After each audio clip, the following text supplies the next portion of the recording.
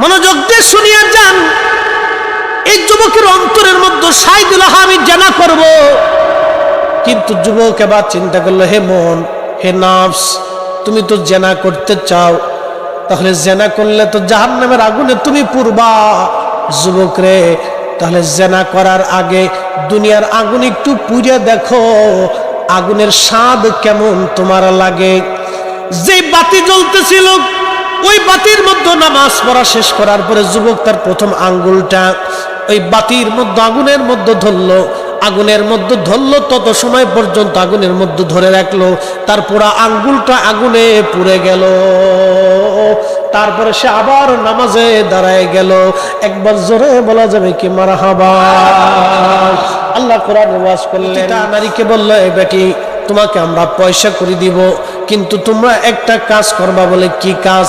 কাজটা হলো, তোমরা ওই যে খানকার ভিতরে একটা যুবক 24 ঘন্টা আল্লাহর ইবাদত করে, ও নারী, তুমি ওই যুবকের সঙ্গে যেভাবে হোক ছলে কলে জেনা করবা।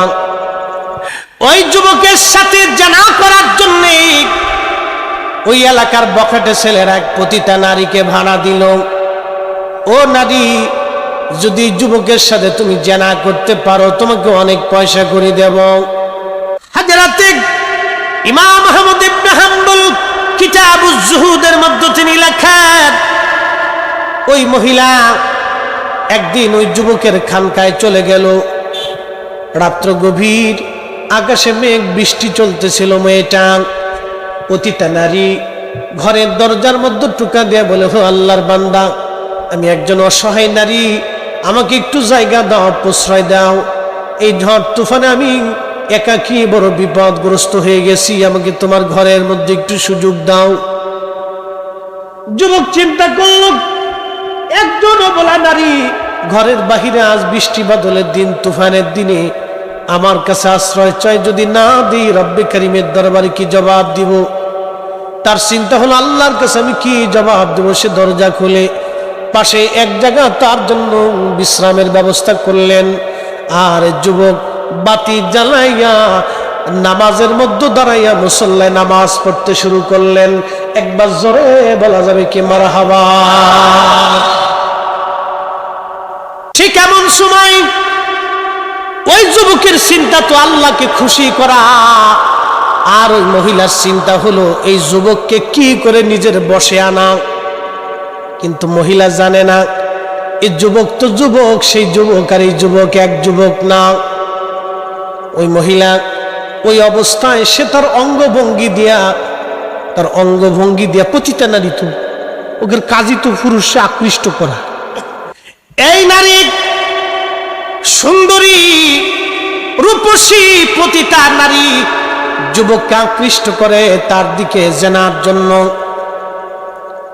নামাজরত অবস্থায় এ যুবক তার অন্তরের মধ্যে সায় দিল, হ্যাঁ আমি জেনা করব। দেখেন, এই আল্লাহওয়ালা যুবকের অন্তরের মধ্যে সায় দিল, হ্যাঁ আমি জেনা করব। ঠিক এমন সময় তার মনে যখন জেনার চিন্তা আসলো, তার মনের মধ্যে আর একটা চিন্তা আসলো, এই মন নফস, এই নফস তরিকতের ভাষায় এটা যদি কন্ট্রোল করতে পারা যায় তাহলে সে অরিজিনাল সালেক হতে পারে। এই জন্য আমার পীর মুর্শিদ আমার হুজুর কেবলা একটা কথা বলতেন, বাবা হর হামেশা সদা সর্বদা আল্লাহর জিকিরে নিজের জিহ্বাখানা তুমি সিক্ত রাখবা। বাবা, যদি আল্লাহর জিকিরে তোমার নিজের জিহ্বাখানা সিক্ত রাখতে পারো তাহলে তুমি হালাক হবে না, তোমার চিন্তা হবে না, তুমি জাহান্নামী হবে না। সবসময় নিজের জিকির জিহ্বাখানাকে আল্লাহ আল্লাহ আল্লাহ আল্লাহ জিকিরের জিহ্বাখানা সিক্ত তুমি রাখবা, আর হামেশা জিকির করবা। এই জন্য মাগরিবের নামাজের পরে কিছু সময় জিকির, এশার নামাজের পরে কিছু সময় জিকির, ফজরের নামাজের আগে কিছু সময় জিকির, আসরের নামাজের পরে কিছু সময় জিকির, জোহরের নামাজের পরে কিছু সময় জিকির আমাদেরকে করতে বলা হয়েছে। কি কথা কোন ঠিক কিনা? ইন্নামাল মুমিনুনা আল্লাযীনা ইযা যুকিরাল্লাহু ওয়াজিলাত কুলুবুহুম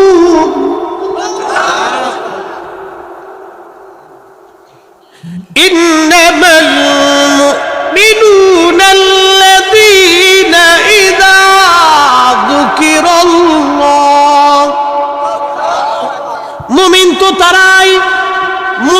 পরিচয় আল্লাহ কোরআন শরীফে দিচ্ছেন। মুমিনের পরিচয়, মুমিন তো তারাই যাদের অন্তরে আল্লাহর স্মরণ আসে। কার স্মরণ? কার স্মরণ? আল্লাহর স্মরণ আসে। মুমিন তো তারাই যাদের স্মরণে আল্লাহর স্মরণ আসে। আসার সঙ্গে সঙ্গে তাদের অন্তরটা আল্লাহর ভয়ে থরথর থরথর করে কাঁপতে থাকে।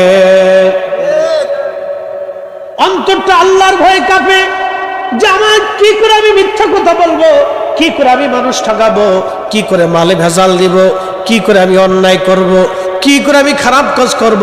আল্লাহর কোরআন বলে মুমিন তারাই যাদের স্মরণে আল্লাহর স্মরণ আসে। স্মরণ আসার সঙ্গে সঙ্গে আল্লাহর ভয়ে তাদের হৃদয়টা কাঁপতে থাকে, হৃদয়টা কাঁপতে থাকে। মুমিন তারাই। একবার জোরে বলা যাবে কি মারহাবা।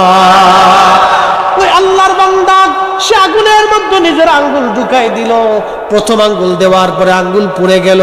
সে আঙ্গুল পোড়ানোর পরে আবার সে নামাজে দাঁড়ায় গেল। নামাজে দাঁড়ায় যাওয়ার পরে তারপরে আবারও মহিলাটা অঙ্গভঙ্গি দিচ্ছিল।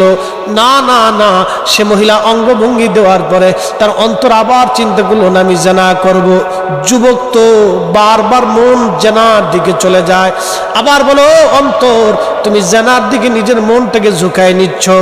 আর জাহান্নামের আগুনে পুরার আগে দুনিয়ার আগুনে পুড়ে দেখো মজা কেমন। এই বলে সে দ্বিতীয় আঙ্গুলটা আগুনের মধ্যে ঢুকাই দিল। এরপরে আগুনের দ্বিতীয় আঙ্গুল পুড়ে গেল। আবার নামাজে দাঁড়ানোর পরে অন্তরটা আবার শয়তান ওয়াসওয়াসা দিল। কোরআন আল্লাহ বলেন ইন্নাহু লাকুম আদুউম মুবিন, সে তোমাদের প্রকাশ্য দুশমন। আবার অন্তরটা থেকে জেনার দিকে ঝুঁকাই দিল। এবার সে আবার বলে না ও মন, তোমার সঙ্গে আমার যুদ্ধ, জাহান্নামের আগুনে পুরার আগে দুনিয়ার আগুনে পুড়ে দেখো। সে তৃতীয় আঙ্গুলটাও আবার আগুনের মধ্য দিয়ে দিল। এইভাবে 10টা আঙ্গুল সে পুরাই ফেললো সারা রাত। কিন্তু এই মহিলার সঙ্গে সে জেনা করলো না। আমার রব তাকে ওই মহিলার ফিতনা থেকে বাঁচানোর জন্য ওই অবস্থায় মহিলার জান কবজ হয়ে গেল। একবার জোরে বলা যাবে আল্লাহু আকবার। খুব মনোযোগ দিয়েন যশোরবাসী। কঠিন পরীক্ষা তার জীবনে এসে গেল। ওই মহিলা মারা যাওয়ার পরে এই যুবক আল্লাহর ওলি বিপদগ্রস্ত হয়ে গেল। রাজার পুলিশ তাকে ধরে নিয়ে গেল। রাজ দরবারে বিরাট বড় বিচার। যে যুবকরা এই মহিলাকে পাঠাইলো ওরা সাক্ষী দিল না এই লোকটাই তার খানকার ভিতরে তাকে মেরে ফেলছে। বাদশা আবার তাকে ফাঁসি দিল। ফাঁসি দেওয়ার পরে ফাঁসি কার্যকর হলো। বাদশা তারে ফাঁসি দিবে। ফাঁসি দেওয়ার আগে জিজ্ঞেস করা হয় তোমার কি কোনো স্বাদ আছে কিনা, তোমার জীবনের কোনো চাওয়া পাওয়া আছে কিনা বলো। তখন বাদশার লোকজন বলল তোমার জীবনে কি কোনো চাওয়া পাওয়া আছে? তখন ওই আল্লাহর যুবক ওলি বলতেছে হ্যাঁ আমার জীবনে একটু চাওয়া আছে, আমার একটু সময় দেন, আমি 2 রাকাত নামাজ পড়ে আল্লাহর দরবারে মোনাজাত করব। একবার জোরে বলা যাবে আল্লাহু আকবার। ইয়া আইয়ুহাল্লাযীনা আমানু ইসতাঈনু বিস-সাবরি ওয়াস-সালাহ।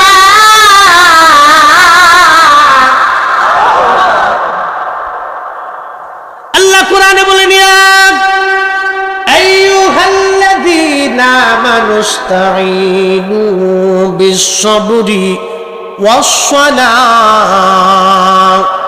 ও ইমানদার, ও ইমানদার, তোমরা আমি আল্লাহর কাছে সাহায্য চাও ধৈর্য এবং নামাজের মাধ্যমে। হযরত ইমাম আহমদ ইবনে হাম্বল তিনি ধীর স্থির ভাবে এশার নামাজ পড়লেন। এশার নামাজ পড়ার পরে তিনি বাকি নামাজ পড়বেন, কিন্তু না অতিরিক্ত 2 রাকাত নামাজ পড়ে ইমাম আহমদ ইবনে হাম্বল রাহমাতুল্লাহি আলাইহি আল্লাহর দরবারে সিজদা শেষ করার পরে রব্বে করিমের দরবারে 2টা হাত বাড়াই দিলেন। একসাথে জোরে বলা যাবে মারহাবা। কয় হাত বাড়াইছে? না 1 হাত হবে? 2 হাত। জোরে বলেন কয় হাত? 2 হাত বাড়াইছে। কার দরবারে? আমরা এশার নামাজের পরে 2 রাকাত নফল নামাজ পড়ে কার দরবারে হাত বাড়াই? মাগরিবের নামাজের পরে 2 রাকাত নফল নামাজ পড়ে কার দরবারে হাত বাড়ায়? মুসলমান যোহরের নামাজ পড়ে 2 রাকাত নফল নামাজ পড়ে কার দরবারে হাত বাড়ায়? আল্লাহ কোরআনে বলেন ইস্তাঈনু বিস-সাবরি ওয়াস-সালাহ, সালাতের মাধ্যমে সবরের মাধ্যমে তোমরা আমি আল্লাহর কাছে সাহায্য চাও। তো নামাজের পরে আমরা সাহায্য চাই কার কাছে? তাবারক রান্না করার আগে সাহায্য চাইছেন কার? আল্লাহ। তাবারক যারা রান্না করছেন তারা ভালো করে বুঝছেন, তাবারক রান্না করার আগে ফাতিহা শরীফ পড়িয়া দোয়া করিয়া সাহায্য চাইলেন কার?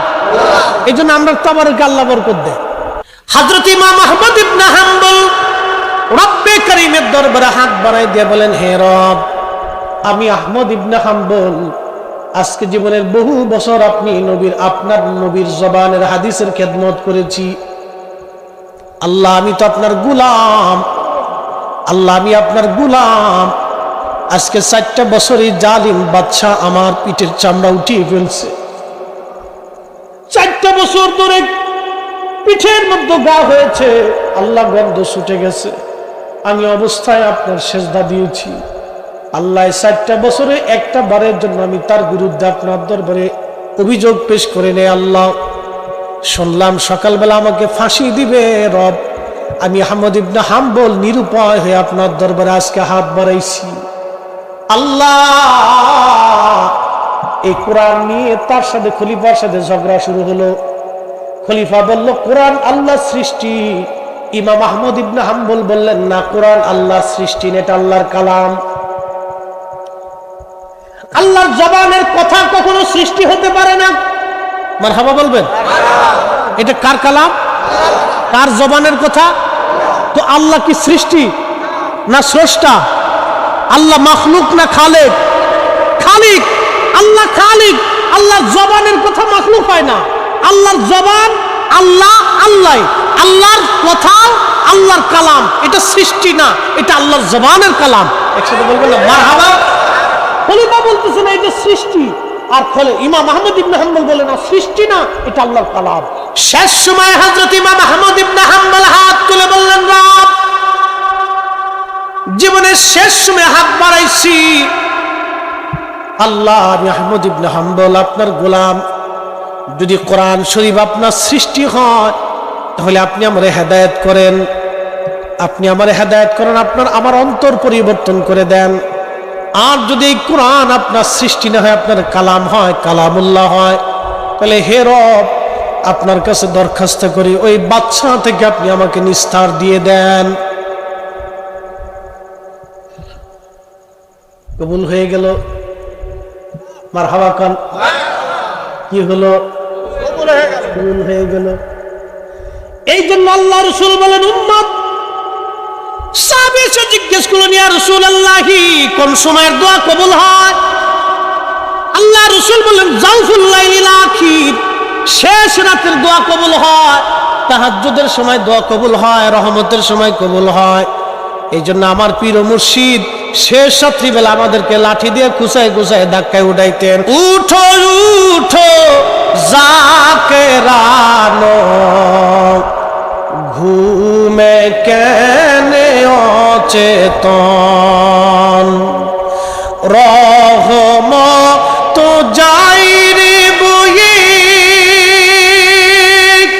খুলে দেখো দুই নয়ন, উঠো উঠো আসে কালো,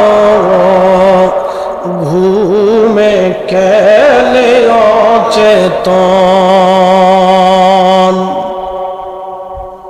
বাজান বন্ধু আমার, খুব মনোযোগ দিয়ে শুনিয়া যান। নবীজি বললেন, জাওফুল লাইলিল আখির, শেষ রাতের দোয়াগুলি কবুল হয়ে যায়। অদবুরুস সালাতিল মাকতুবা, ফরজ নামাজের পরে দোয়া করলে কবুল হয়। একবার জোরে বলা যাবে কি মারহাবা? কোন সময়? ফরজ নামাজের পরে দোয়া করলে কবুল হয়। আমরা বলছি না রাসূল বলছে? রাসূলের কথা মনে হয় মিথ্যা? হ্যাঁ, ভুল টুল আছে? নবী না বুঝেই বলছে। আল্লাযী খালাকাকা ফাসাওয়াকা ফাআদালাকা ফি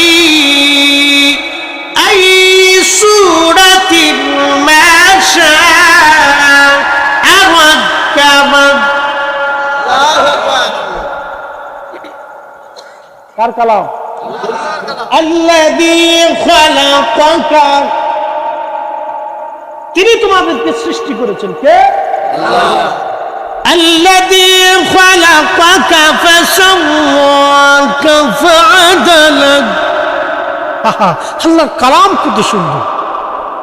সুন্দর লাগে? মজা লাগে? যদি না লাগে তাহলে বুঝবেন আপনার অন্তর মরিচিকা পড়ে গেছে।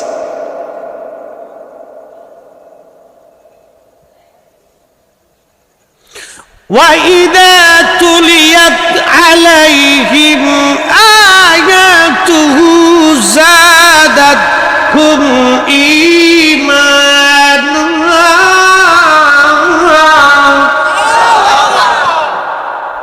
মুমিন তো তারাই যখন আয়াত শুনবে তখন তাদের ঈমান বেড়ে যাবে। যারা বলেন কথা বল না কেন? কি বাড়বে? ঈমান বাড়বে, তাদের কিছু ভালো লাগবে। না ঠিক আছে, কথা বুঝতে পারছে? হ্যাঁ হ্যাঁ, এটা আল্লাহর কালাম। সৃষ্টি করছে কে? অহংকার কি আমার না আল্লাহর? ছিলাম হলাম পানি, নুতফা, সে বাজে গেলাম নুতফা, পানি ছিলাম। এই পানিটা বিশেষ প্রক্রিয়া আল্লাহ মায়ের রেহেমে দিয়ে দিল। এরপর আমি ফরিদি সাহেব মায়ের পেটের ভিতরে আস্তে আস্তে আল্লাহ পাক আমাকে ফাসাওয়াকা ফাআদালা সবিন্যস্ত করতে লাগলেন। আঙ্গুলের জায়গায় আঙ্গুল দিলেন, চোখের জায়গায় চোখ দিলেন, কানের জায়গায় কান দিলেন। কান যদি এইখান দিয়ে বাদ দিয়ে কপালের উপর দিয়ে দিতেন, পৃথিবীর কোনো ডাক্তার ছিল কপালতে কান এখানে লাগাই দিবে? জিহ্বা যদি ভিতরে না দিয়ে আল্লাহ পায়খানা রাস্তায় দিয়ে দিতেন, পৃথিবীর কোনো ডাক্তার ছিল এখান থেকে খুলে এখানে এনে লাগায় সেট করে দিবে? আমার দিকে তাকান, পৃথিবীর সব বিজ্ঞান যদি এক জায়গা হয়, আল্লাহর দেওয়া একটা জিহ্বার মতো জিহ্বা বানাই দিতে পারবে? কি জিহ্বা আল্লাহ বানাইছে! আম দিলেন কয় আম, জাম দিলেন কয় জাম, লেবু দিলেন কয় লেবু, ভাত দিলেন কয় ভাত, মাছ দিলেন কয় মাছ, গোশ দিলেন কয় গোশ। জিহ্বা কয়টা? খাবার খেলেন হাজার কোয়ালিটির, জিহ্বা একটা। স্বাদ দিলেন সব কয়টারই। এই মালিকের নাম কি? এই কারিগরের নাম কি? জিকির হবে কার? সেজদা হবে কার? নামাজ হবে কার? দোয়া চাবো কার কাছে? আল্লাহর কাছে। তো উসিলা ধরতে পারে, উসিলা ধরতে পারে। বলে উসিলা কি বুঝাইতেছি? সহিহ বুখারীর হাদিস। মদিনাতে বৃষ্টি হয় না। কি হয় না? বৃষ্টি হয়। বৃষ্টির খুব অভাব। বৃষ্টি না হতে সারা মদিনায় দুর্ভিক্ষ লেগে গেল। কি দুর্ভিক্ষ! ঘাস হয় না, উঠে ঘাস খাইতে পারে না, আপনার ছাগল, উট, দুম্বা, ভেড়াগুলি শুকাই যাইতে লাগলো। খেজুরের বাগান নুবজে গেল। সাহাবে কেরাম এসে বললেন, ইয়া আমিরুল মুমিনিন, হযরত ওমরের জমানায়, ইয়া আমিরুল মুমিনিন, বৃষ্টির বড় অভাব, এখন কি করবেন আপনি? করেন। হযরত খাদিম রাসূল আনাস রাদিয়াল্লাহু আনহু থেকে হাদিস আসছে, তিনি বলতেছেন, আমি দেখলাম হযরত ওমর আল্লাহর দরবারে হাত তুলে দিয়ে দোয়া করতেছে, ওয়া ইন্না কুন্না নাতাওয়াসসালু বিআম্মিন নাবিয়্যিনা। ও আল্লাহ, এতদিন তোমার নবীর উসিলা ধরে দোয়া করছি, আজকে তুমি আমাদেরকে বৃষ্টি দিতে। আল্লাহ, আজকে তোমার নবীর চাচা হযরত আব্বাস রাদিয়াল্লাহু আনহু উসিলা ধরলাম, ওয়া ইন্না কুন্না নাতাওয়াসসালু বিআম্মিন নাবিয়্যিনা, আমাদের নবীর চাচার উসিলা ধরলাম। আল্লাহ, তুমি আমরা নবীর চাচার উসিলায় আমরা তুমি বৃষ্টি দাও।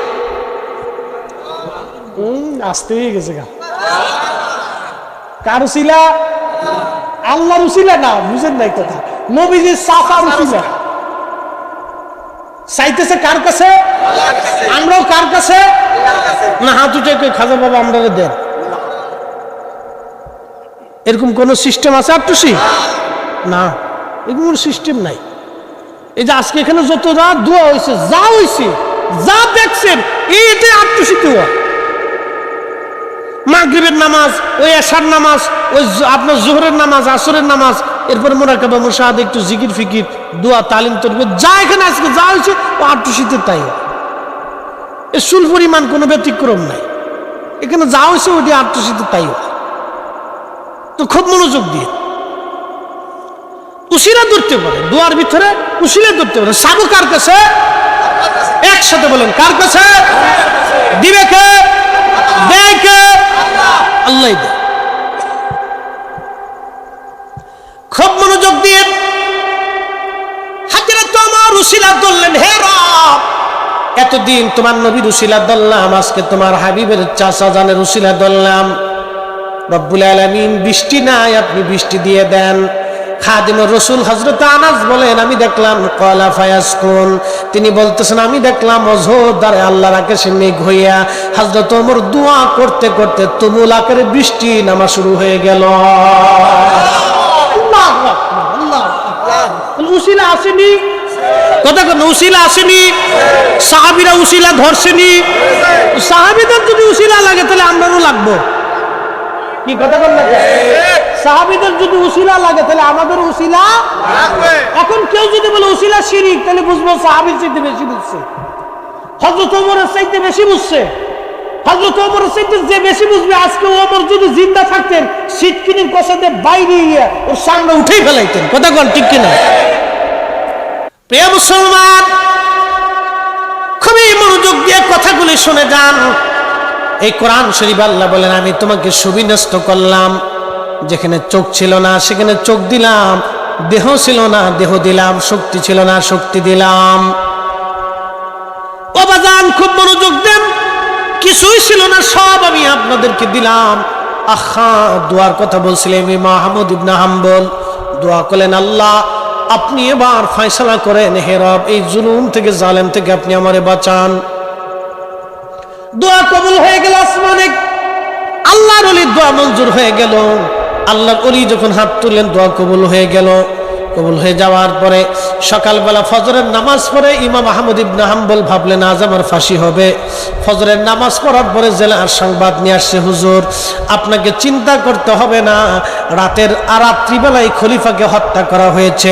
নতুন খলিফা ওনার সন্তান ঘোষণা হয়েছে, তিনি ঘোষণা দিয়েছেন আপনাকে জেলখানার থেকে বের করে নিয়ে যাওয়ার জন্য সম্মানের সাথে। একবার জোরে বলা যাবে কি মারহাবা? ইজ্জতের মালিক কে? আল্লাহ। কবুল হয়ে গেল দোয়া। ওই যে যুবক, মনে আছে না আপনাদের? ওই যে যুবক, ওই মহিলা পতিতা নারী মারা গেল। মারা যাওয়ার পরে এবার বাদশা তারে ফাঁসি দিবে। যুবক ডাক দিয়ে বলল, তাহলে আমাকে একটু সময় দাও, আমি 2 রাকাত নফল নামাজ পড়ে আল্লাহর দরবারে দোয়া করব। সে 2 রাকাত নামাজ পড়ার পরে আল্লাহর দরবারে হাত বাড়াইছে। একবার জোরে বলা যাবে কি মারহাবা? কোন দরবারে? এই মনে রাখবেন, নামাজের পরে হাত তোলা এটা সব নবীদের জমানাতেই ছিল। তাহলে আমাদের নবীর জমানা না, সব নবীর জমানায় ছিল। ইস্তাইনু বিস-সাবরি ওয়াস-সালাহ, কোরআন বলতেছে সালাতের মাধ্যমে তোমরা আমি আল্লাহর কাছে সাহায্য চাও। সালাতের মাধ্যমে, নামাজের মাধ্যমে তোমরা সাহায্য চাও। সালাত শেষ করার পরে আপনি আল্লাহর দরবারে হাত তুলবেন। আপনার হাজত, আপনার প্রয়োজন, আপনার যা আছে সব আল্লাহর কাছে পেশ করুন। মনোযোগ দেন। যুবক হাত বাড়াইছে, আল্লাহ আমি জানি যে কাজ আমি করি নাই, যে গুনাহ আমি করি নাই, সেই শাস্তি আপনি আমাকে দিবেন না। রব্বুল আলামিন আমি জানি, আল্লাহ আমি জানি যেই কাজ আমি করি নাই, যে অপরাধ, সে অপরাধের শাস্তি আপনি আমাকে দিবেন না। তবে হ্যাঁ রব, বাদশা আমাকে ফাঁসি দিবে। সবাই জানে এই নারীকে আমি হত্যা করেছি, কিন্তু আপনি তো জানেন আমি নারী হত্যা করি নাই। আপনি নিজেই তাকে নিয়ে চলে গেছেন। আল্লাহ, এখন যদি বাদশা আমারে মেরে ফেলে দেয়, তাহলে সবাই জানবে যে আমি তাকে হত্যা করেছি। তাহলে আবেদ এবং আলেমদেরকে মানুষ সন্দেহান করবে, আলেমকে এবং আবেদকে মানুষ সন্দেহ করবে যে আলেমরা আর আবেদরা লুচছে। ওরা, আমি আপনার কাছে দরখাস্ত করি আল্লাহ, আপনি আমাকে এই অবস্থায় মৃত্যু দিবেন না, যে সারা জীবন আমি একজন আলেম এবং আবেদের কলঙ্ক হয়ে থাকব। আল্লাহ, এত বড় কলঙ্ক নিয়ে আপনি আমার মৃত্যু দিয়েন না গো আল্লাহ।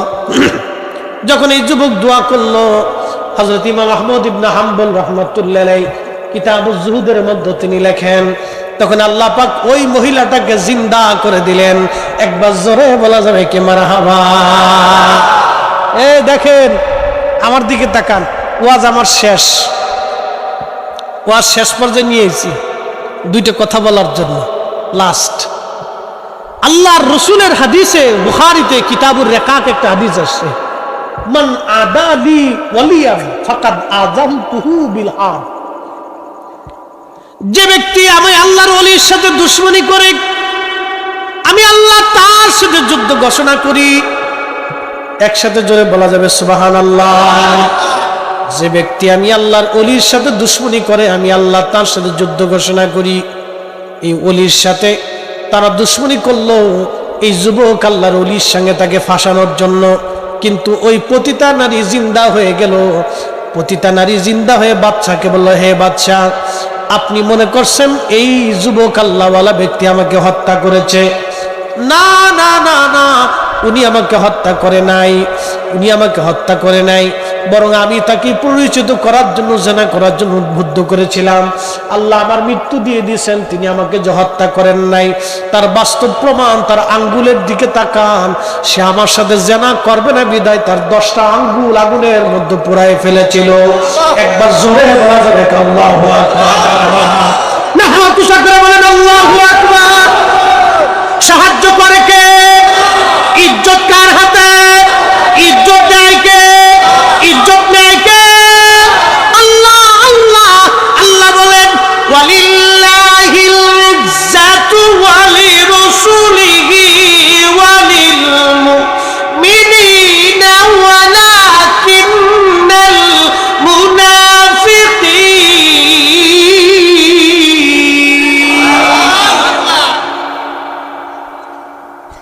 মুনাফিকরা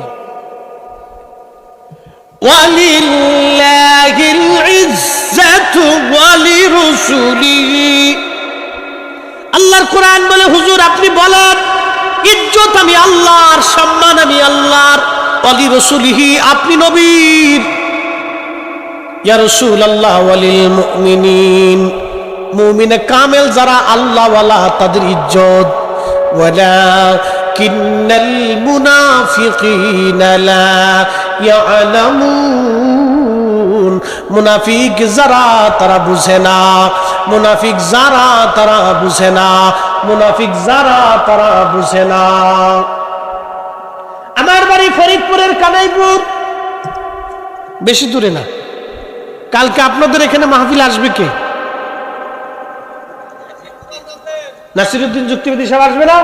উনি হলো গোপালগঞ্জের, আর আমি হলো ফরিদপুরের, পাশাপাশি এলাকা। খুব সুন্দর ওয়াজ করে। আল্লাহ ওনাকে ভালো হায়াতে তৈবা দিয়ে ভালো ওয়াজ করার তৌফিক দিক, বলে না আমি মাঝে মধ্যে ওনার আলোচনা শুনি, ভালো লাগে।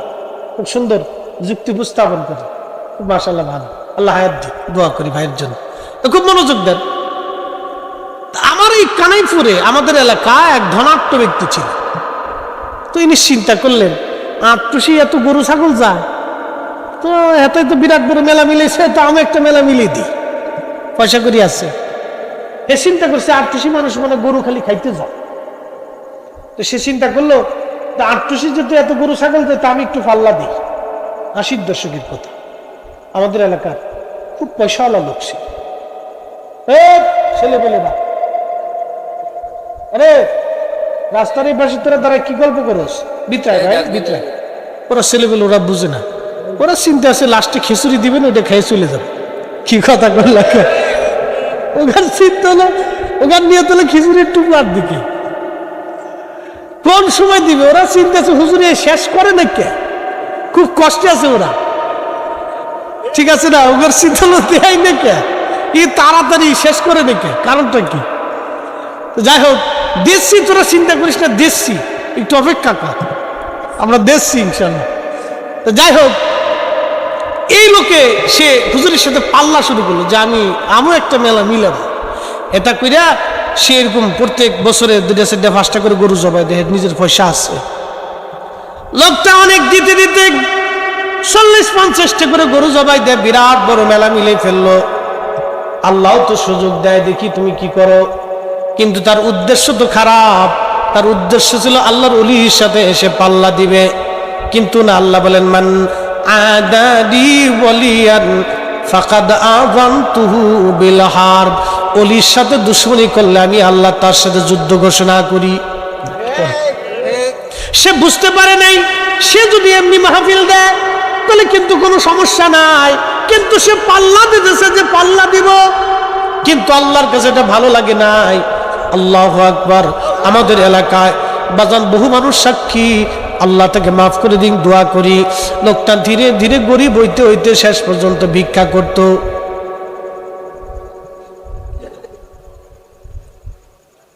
আমি আল্লাহ অলির কোন কারামত বিশুদ্ধ না হলে আমি বলি না, এটা আমার। কেউ যদি আইসে কোনো ঘটনা বলে, আমি তার আগে যাচাই করি লোকটা সত্যবাদী কিনা, ঠিক আছে কিনা, আমি যাচাই করি। আমার এলাকার দেখে বলতেছি, লোকটা শেষ পর্যন্ত ভিক্ষা করত, ভিক্ষা করে সে গাড়ির নিচে পড়ে মরে গেল।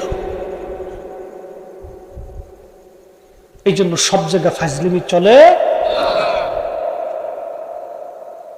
এই মজলিসের ভিতরে কি আল্লাহর প্রিয় আমি জানি, আমাদের এলাকায় আমি নাম বলবো না, অনেক পয়সা, তারা হয়তো আমার ওয়াজ শুনবে, আমার এলাকার মানুষ আমার ওয়াজ শুনবে, আল্লাহ আমার এই ভাইটাকে মাফ করে দিন। তারা অনেক পয়সার মালিক হয়ে গেল। একদিন তাদের এক কর্মচারী বৃদ্ধ লোকের মারছিল খুব, মারার পরে 7 দিন পৃথিবীতে বাঁচতে পারে নাই। বাংলাদেশের সবচেয়ে বড় ডাক্তার তার বাঁচাইতে পারে নাই। এই বৃদ্ধ লোকটা কেঁদে কেঁদে বদদোয়া করছিল, আল্লাহ কসম করে বলি এমন ভাবে বদদোয়া লেগে গেল, 7 দিনের ভিতরে সে মারা গেল জ্বর হইয়া, বাঁচতে পারে নাই। আল্লাহ কখন কার পছন্দ করবে আপনিও জানেন না, আমিও জানি না। কি কথা বল ঠিক কিনা? আমি বক্তা হয়েছি বিরাট কিছু না। এই মজলিসের ভিতরে এই বান্দাদের ভিতরে আল্লাহর এমন পছন্দের বান্দা আছে যার জীবনে কোনো নেক আল্লাহর কাছে পছন্দ হয়ে গেছে, আল্লাহ তাকে মাফ করে রাখছে, কবুল করে রাখছে, আমি জানি না। তার সাথে বিয়াদবি করার কারণে আমার জীবনে তকদিরের পোকা এসে যেতে পারে। বাপ কথা কোন ঠিক কিনা? এই জন্য হিসাব করে পৃথিবীতে চলতে হবে। এটা অহংকারের জায়গা না, গর্বের জায়গা না, দেমাগের জায়গা না। এই জন্য আল্লাহ রাসূল প্রত্যেকটা যুবককে শিক্ষা দিছে মুরব্বীকে সম্মান করো, প্রত্যেকটা মুরব্বীকে শিক্ষা দিছে যুবকদেরকে তোমরা ভালোবাসো, এইভাবে শিক্ষা দিছে। রাসূলুল্লাহ শিক্ষা ছিল প্রত্যেকটা যুবক মুরব্বীকে সম্মান করবে, প্রত্যেক সাধারণ মানুষ তারা আবেগদেরকে ইজ্জত করবে। এই জন্য আমরা আল্লাহর ওলিদেরকে ভালোবাসি। কি কথা বলেন ঠিক কিনা? আমরা কি বাসি? পাল্লা দিতে যাইয়া লোকটা শেষ পর্যন্ত ভিক্ষা করিয়া গাড়ির নিচে করে মরে গেল। একসময় কোটিপতি সে ভিখারি হয়ে গেল। আল্লাহ বললেন না, সব জায়গায় দেমাক চলবে, এখানে তুমি পাল্লা দিতে আসছো, তোমার মানুষের ধারে ধারে হাত পাতাবো, ভিক্ষা করাবো, করাই দিলে না, আল্লাহ শাস্তি দিয়ে দিলেন। এই জন্য আমরা পাল্লা দিব না, আমাদের কাজ পাল্লা না, আমাদের কাজ হলো মানুষদেরকে আল্লাহর পথে ডাকা। কি কথা বলেন ঠিক কিনা? কার দিকে ডাকা? আল্লাহর দিকে। এখন যে মানবে সে মানবে, যে মানবে না ওখানে আমার কোনো জোর জুলুম নাই, আমার কোনো অধিকার নেই। মানবে না সেটা তার, কবর তার, হাসর তার।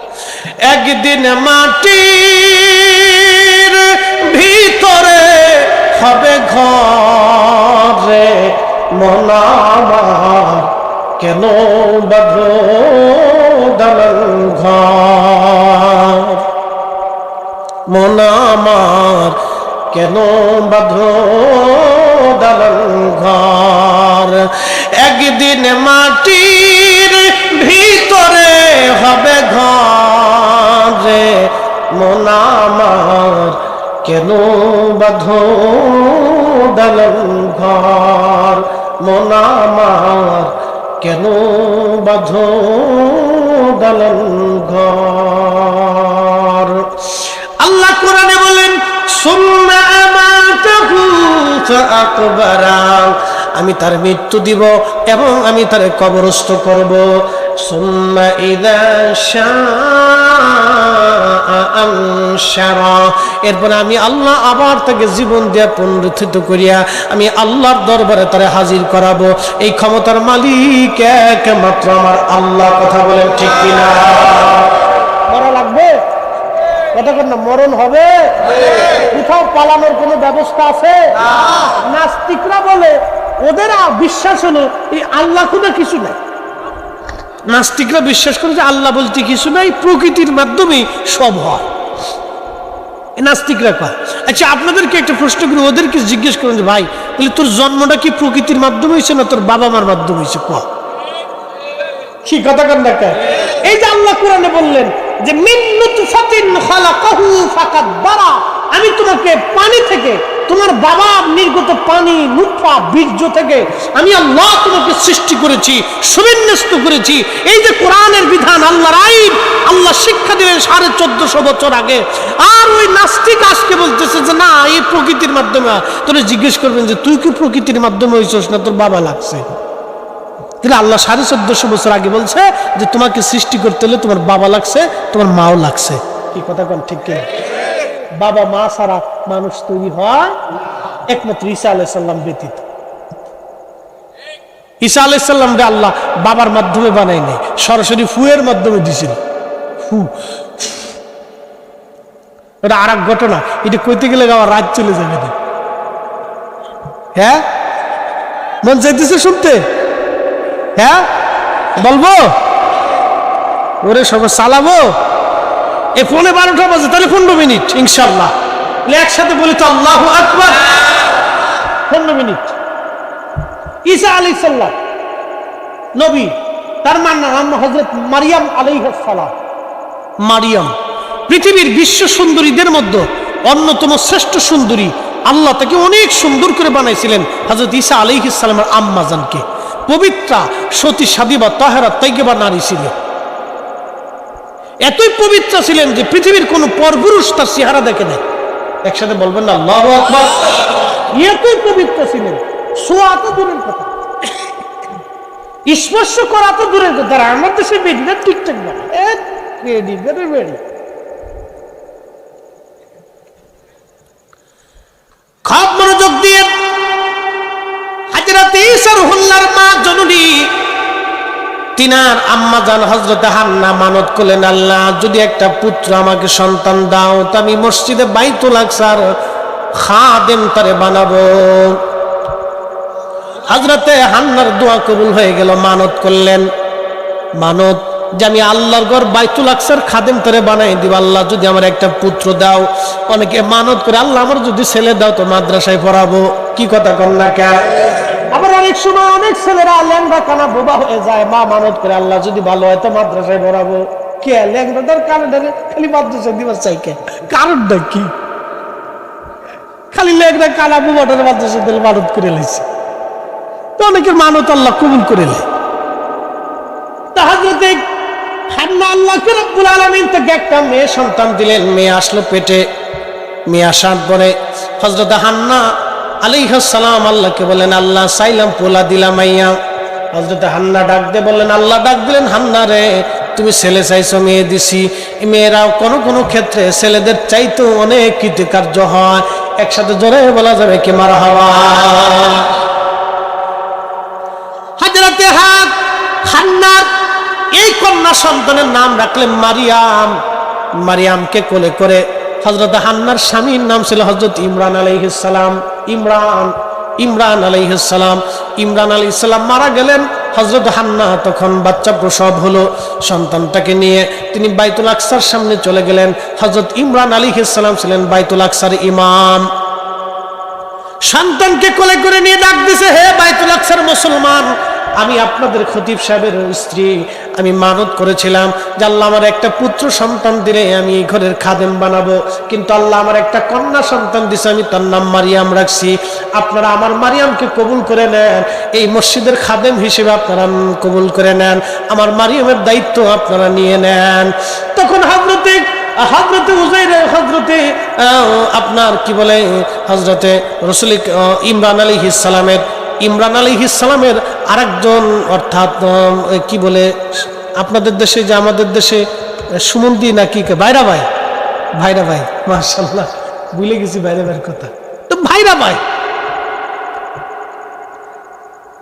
হযরত ইমরান আলাইহিস সালামের স্ত্রী নিয়ে গেছে। নিয়ে যাওয়ার পরে এখন অন্যান্য ইমাম যারা আছেন সবাই বলতেছে যে তালি মারিয়ামকে আমাদের দায়িত্ব দিয়ে দেন। এখন এটা নিয়ে লাগছে বিরাট বড় ঝগড়া। মারিয়ামকে আমাদের দায়িত্ব দিয়ে দেন, সবাই দাবি করতেছে মারিয়ামকে আমাদের কাছে দিয়ে দেন। সবাই যখন দাবি করতেছে, এই দাবির প্রেক্ষিতে আল্লাহ রাব্বুল আলামিন সমাধান দিলেন যে তোমাদের তাওরাত যারা লেখো লোহার কলম দিয়ে, তখন লোহার কলম দিয়ে তাওরাত লিখত। যে এই কলম তোমরা ছেড়ে দাও, এই কলম ছেড়ে দাও। যার কলম ভাসতে ভাসতে উজানের দিকে আসবে তার দায়িত্বটা মারিয়াম আলাইহিস সালামের কাজে যাবে। একসাথে বলা যাবে মারহাবা। আচ্ছা, লোহার কলম কি ভাসে না, এটা ডুবে যায়। তো সবাই নদীর মধ্যে কলম ছেড়ে দিলেন, সবার কলম ডুবে গেল, কিন্তু হযরত মারিয়াম আলাইহিস সালামের খালুর কলমটা ডুবলো না। তার কলমটা উজানের দিকে ভাসতে ভাসতে রওনা হয়ে গেল। খালুর কাছে দায়িত্ব দেওয়া হয়েছে। খালু তখন বাইতুল আকসার ইমাম। খালু তার জন্য আলাদা হুজরা বানাই দিলেন। মারিয়াম আলাইহিস সালাম ধীরে ধীরে বড় হলেন।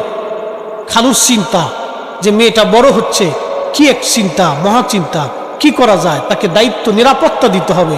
সেজন্য বাইতুল আকসার আলাদা একটা রুম করে দিয়ে তারে ওই রুমের বাহির থেকে খালু তালা মেরে উনি বাইরে চলে যাইতেন, প্রত্যেক দিন এরকম চলে যাইতেন। তো একদিন মারিয়াম আলাইহিস সালাম অন্দরমহল থেকে তিনি গোসল ছেড়ে তিনি তার বেডরুমে আসতেছিলেন। এমন সময় দেখলেন তার রুমের দরজার সামনে একজন সুদর্শন পুরুষ দাঁড়ায় রয়েছে, যুবক। মারিয়াম আলাইহিস সালাম ভয় পেয়ে গেছে, ভয় পেয়ে ডাক দিলেন, এই যুবক তুমি আবার কে? হযরত মারিয়ামের চিন্তা যে না না, এদেশে একটা যুবক আছে নাম কাফুর। কাফুর নামক একটা যুবক, খুব বখাইটা, খুব বেয়াদব। এই ছেলেটা মেয়েদেরকে উত্ত্যক্ত করতো, ইফটিজিং করতো। হযরত মারিয়ামের চিন্তা হলো এই কাফুর বুঝি আমার ঘরের মধ্যে ঢুকে গেছে।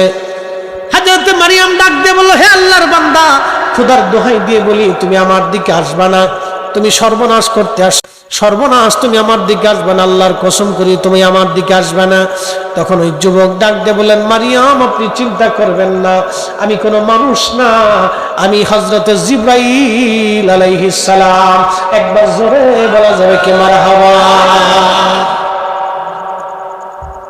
আপনি জিবরাইল কি জন্য আসছেন? বলে আমি জিবরাইল আসছি আপনাকে একটা পবিত্র সন্তান দেওয়ার জন্য। হযরত মারিয়াম বললেন, জিবরাইল আপনি আসছেন সন্তান দেওয়ার জন্য, আমার তো বিয়ে হয় নাই, কোনো পুরুষ আমাকে স্পর্শ করে না, আমাকে দেখেও নাই। সুবহানাল্লাহ বলবেন। মারিয়াম আলাইহিস সালাম বলতেছে যে কোনো পুরুষ আমাকে দেখে নাই, আমাকে স্পর্শ। মারিয়াম এই কথা বলার পরে জিবরাইল বললেন, কুন ফায়াকুন, আল্লাহ যেইভাবে বলবে সেইভাবেই হবে, আপনি হাঁ করেন আমি আপনাকে ফু দিব। হযরত মারিয়াম দূর থেকে হাঁ করলেন, জিবরাইল আলাইহিস সালাম দূর থেকে ফু মারলেন। ওই ফুয়ের মাধ্যমে হযরত ঈসা রুহুল্লাহ মায়ের পেটে চলে গেলেন। আল্লাহর পক্ষ থেকে সরাসরি রুহু একবার মার পেটে চলে গেছে জিবরাইলে ফুয়ের মাধ্যমে। এক আশ্চর্য নিদর্শন, আল্লাহর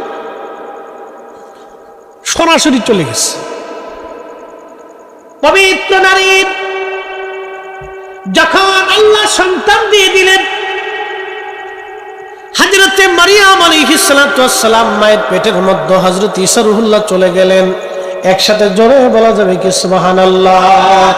আল্লাহু আলা কুল্লি শাইইন কাদির, সমস্ত ক্ষমতার মালিক কে আল্লাহ, এতে কোনো সন্দেহ নাই। কথা কোন ঠিক কিনা? তাহলে আমরা ছেলে মেয়ে চাবো কার কাছে? না খাজা বাবার কাছে চাইছি কোনোদিন যে খাজা বাবা আপনি আমরা আল্লাহ আমরা এটা ভুলা দিয়ে দেন? না, বিষয়টা এরকম। অনেকে খালি করে তোমরা বাবার কাছে চাও কে? আচ্ছা, আমি আপনাদেরকে এর একটা সমাধান দিই। আমি মসজিদের খতিব, আমার হাসনাবাদ হাউজিংয়ে 4 থেকে 5,000 মুসল্লি প্রত্যেক জুমাতে হয় আমার। তো খুব মনোযোগ দিয়ে মুসল্লিরা অনেক সময় এসে আমার কাছে আবদার করে যে হুজুর আমার ছেলের বিয়ে হয় না, ব্যবসা ভালো হয় না, এটা সেটা স্লিপ দেয়।